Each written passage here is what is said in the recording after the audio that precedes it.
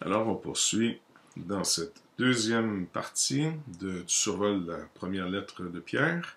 On s'était laissé sur la permanence de notre salut. Pourquoi? Parce que nous avons été régénérés par une semence incorruptible. Et l'illustration qu'il nous donne, c'est que toute chair, donc ça c'est ce qui était corruptible, toute chair est comme l'herbe et toute sa gloire comme la fleur de l'herbe.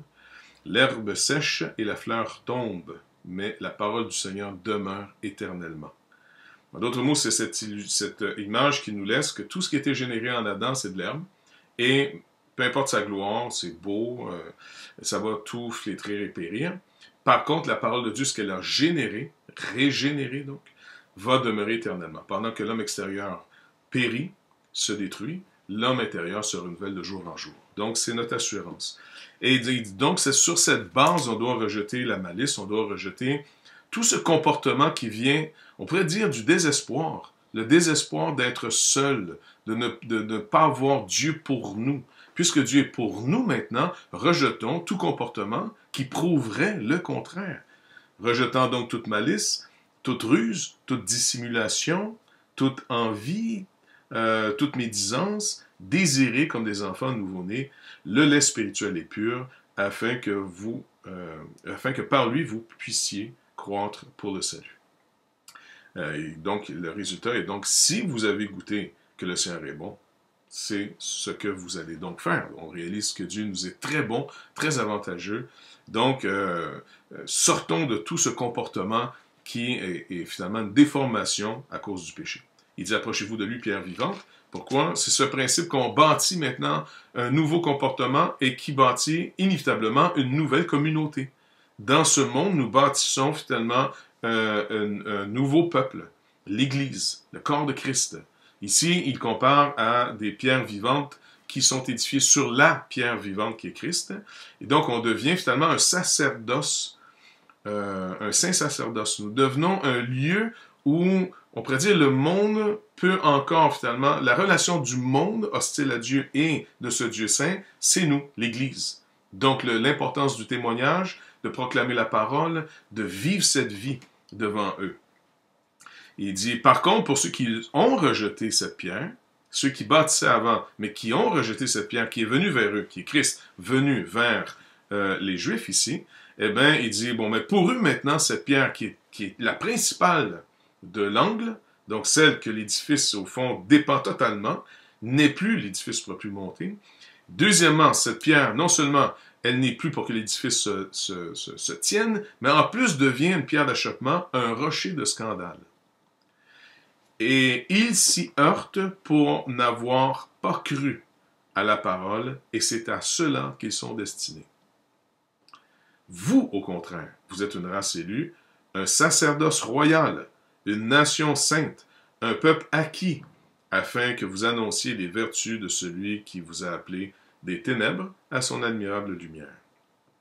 Vous qui, puis regardez bien ici, c'est vraiment intéressant, pardon, vous qui autrefois n'étiez pas un peuple, et qui maintenant êtes le peuple de Dieu, vous qui n'aviez pas obtenu miséricorde, et qui maintenant avez obtenu miséricorde. Donc, vous voyez ici, on est constitué et de ce reste d'Israël qui a cru, donc qui est la fondation pour nous, on pourrait dire l'Église, les apôtres, et tout ce reste d'Israël qui a cru. Il y avait quand même des milliers de gens qui ont cru en passant. Et sur ce tronc d'Israël, où le gros des branches ont été enlevées selon l'illustration que Paul nous donne avec l'histoire de l'olivier, alors nous sommes, contrairement à la nature, hantés dans cette masse, dans ce tronc, pour devenir finalement à nouveau en Christ. La nouvelle création, le peuple de Dieu. Il dit, vous êtes maintenant, vous qui n'étiez pas un peuple avant, vous n'étiez pas le peuple de Dieu. Vous l'êtes maintenant. Vous n'aviez pas avant obtenu cette miséricorde. Maintenant, vous l'avez, cette miséricorde. Donc, il nous dit, à cause de ces avantages, encore une fois, mais voici la responsabilité. Bien-aimés, je vous exhorte comme étrangers, commence cette deuxième section ici, du corps de la lettre, comme on a vu. Mais bien-aimés, verset 11, je vous exhorte comme des étrangers, des voyageurs sur la terre, à vous abstenir des convoitises charnelles qui font la guerre à l'âme.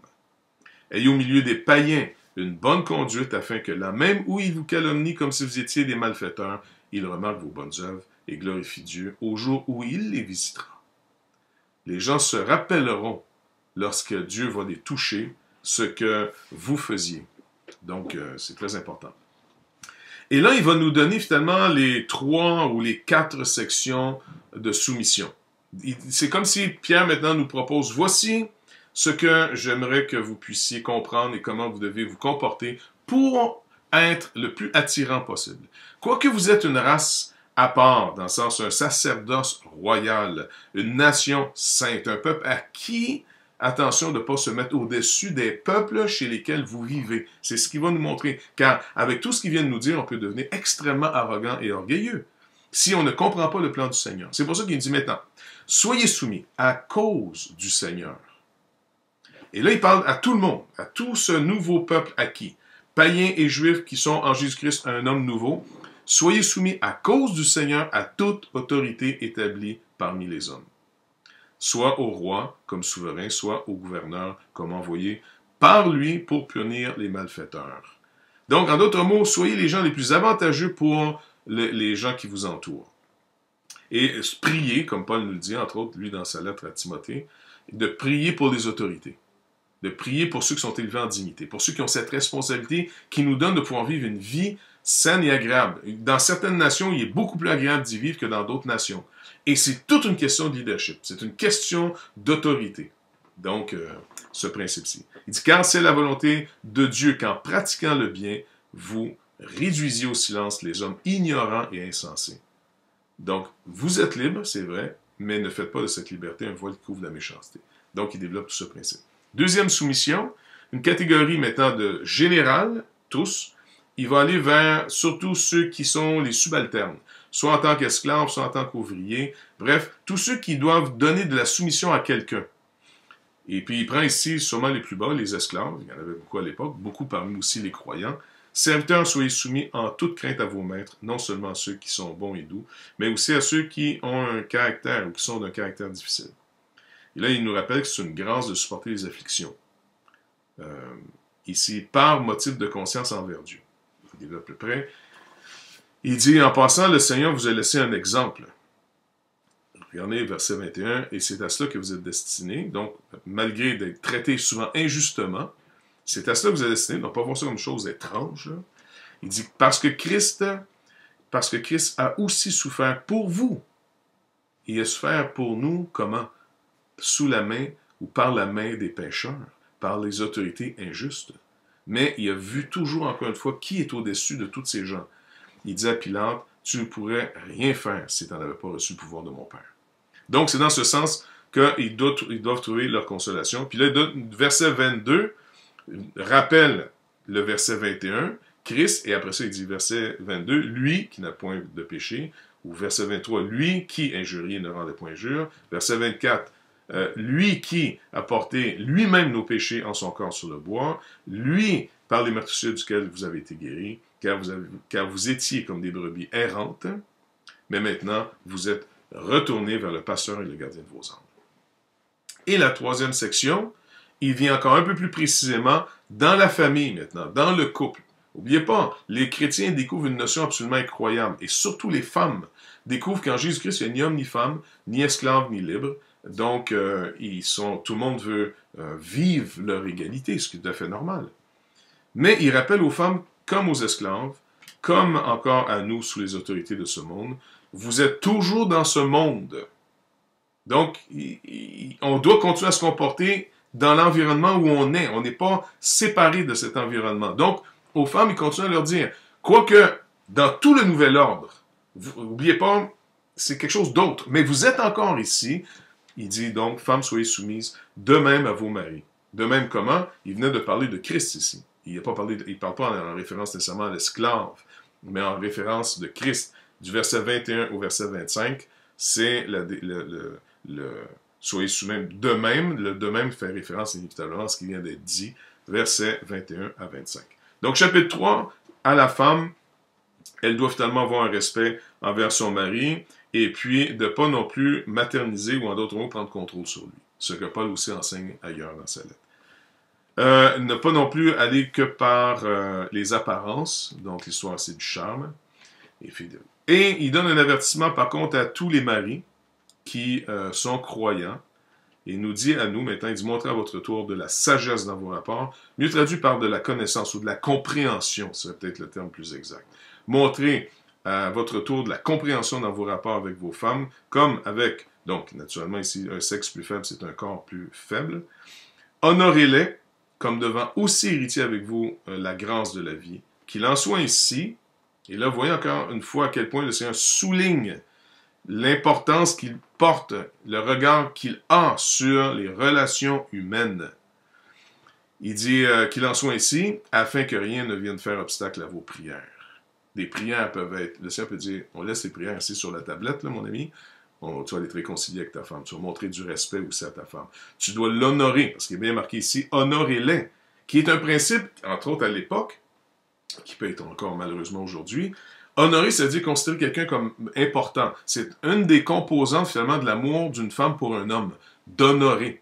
Mais il dit ici à l'homme, honorez-les, honore ta femme, comme elle aussi appelée à cette grâce de la vie. Donc ça, c'est vraiment un principe très important. Et il conclut, il dit, et enfin, c'est comme s'il revient avec le point de départ, tous soyez animés des mêmes pensées, des mêmes sentiments, pleins d'amour fraternel, de compassion, d'humilité. L'humilité est le chemin royal. L'humilité manifeste dans ce monde, lorsqu'on est humble, on manifeste qu'on possède toutes choses. Car ce n'est pas une destruction de nous-mêmes, l'humilité. C'est de reconnaître qu'en moi-même, je n'ai rien, mais j'ai tout en lui. Alors, je peux finalement ne pas craindre ma condition. Je n'ai pas rien à prouver, j'ai rien à habiller, j'ai rien à fuir. Et donc, il donne des conseils pratiques après si quelqu'un vive des jours heureux, tu sais. Bon, il dit, garde ta langue. Donc, ainsi de suite. Voilà. Pour aller plus loin dans cette section, pour terminer, on peut voir donc la section...